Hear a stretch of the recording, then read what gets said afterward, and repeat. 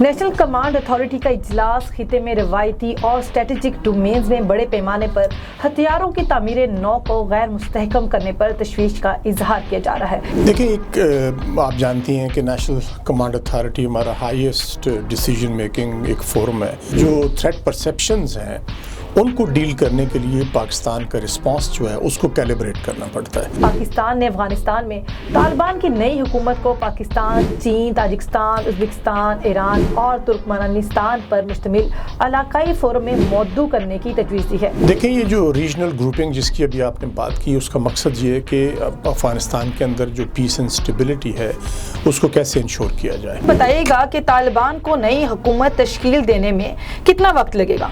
इससे पहले भी जब तालिबान ने 1996 से 2001 तक रूल किया अफगानिस्तान को, तो उस दौरान भी उन्होंने एमिरेट डिक्लेयर किया अफगानिस्तान को, क्योंकि तालिबान ये जानते हैं कि जैसे आपने कहा कि अशरफ गनी गवर्नमेंट के साथ उनका वेस्टर्न पावर्स के बाद अगर सबसे बड़ा सपोर्टर कोई था तो वो इंडिया था। और तालिबान ये जानते हैं कि उनको जो नुकसान पहुंचाने के लिए इंडिया ने जो कार्रवाइयाँ की, तो मैं नहीं समझता हूँ कि तालिबान किसी भी सूरत में उनको कोई स्पेस देने पे राज़ी हो जाएंगे।